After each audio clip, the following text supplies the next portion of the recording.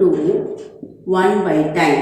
ஏன் work is equal to 1 by time சொல்றோம்னா work ஒரு ஆள் நிறைய நேரம் வேலை செஞ்சாங்கன்னா இங்கே பாருங்க இது இன்வர்ஸில் இருக்குது. ஏன் இன்வர்ஸில் இருக்குன்னா ஒரு ஆள் நிறைய நேரம் வேலை செஞ்சாங்கன்னா நல்லா கவனிச்சுக்கோங்க, சீக்கிர டைமில் அந்த வேலையை முடிச்சிடலாம். நல்லா புரிஞ்சுக்கோ, நிறைய நேரம் வேலை செஞ்சாங்கன்னா சீக்கிரமாக ஒரு பங்கு வேலையை எவ்வளோ நேரத்தில் செய்யலாம்னா நிறைய நேரம் வேலை செய்கிறாங்க, அப்போ அந்த ஒரு பங்கு வேலையை சீக்கிரமாக முடிச்சிடறாங்க. புரியுதாம்மா?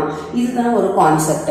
அதாவது இப்போ ஏ அண்ட் பி வந்து சேர்ந்து ஒரு வேலையை எவ்வளோ மணி நேரத்தில் எவ்வளோ நாளில் செய்கிறாங்கன்னு வச்சுக்கோங்க, 30 டேஸ்ன்னு வச்சுக்கோங்களேன். அப்போ ஏவும் பியும் சேர்த்து 30 டேஸ்னா ஒரு பார்ட் ஆஃப் வேலை that is nothing but 1 by A. அப்போ 1 by B is equal to 1 by 30.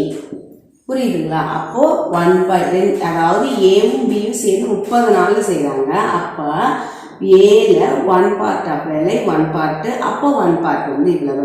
அப்போ ஒரு பி மட்டும் வந்து 60 டேஸ்க்கு வேலை செய்கிறாங்க தனியாக செஞ்சா. அப்போ நீ வந்து என்ன செய்யலாம், 1 by A plus 1 by 60 is equal to 1 by 30. We know that 1 by A is equal to 1 by 30 minus 1 by 60. அப்போ 60 minus 30 உனக்கு என்ன வரும், 30 by what is that? இப்போ 60 minus 30 நான் அந்த எல்சியம் போடாமல் அப்படியே இது போட்டுட்டேன். அப்போ உங்களுக்கு என்ன வரும், இது ரெண்டும் அடிச்சிங்கன்னா உங்களுக்கு என்ன தங்க வரும், 60. அப்போது ஏ மட்டும் தனியாக வேலை செஞ்சாலும் he takes 60 days to complete a piece of work.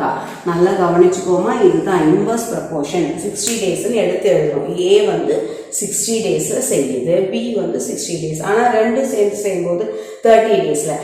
எதுக்காக இப்படி 1 by டைம்னு போடுறோம்னா உங்களுக்கு கரெக்டாக நல்ல ஒர்க்கு டன்னுனாலே நிறைய நேரம் வேலை செய்யும்போது நம்மளோட வேலையின் அளவு சீக்கிரம் குறைஞ்சிரும். ஓகேவா? அப்போ டைம் ஜாஸ்தி எடுக்க வேலையின் அளவு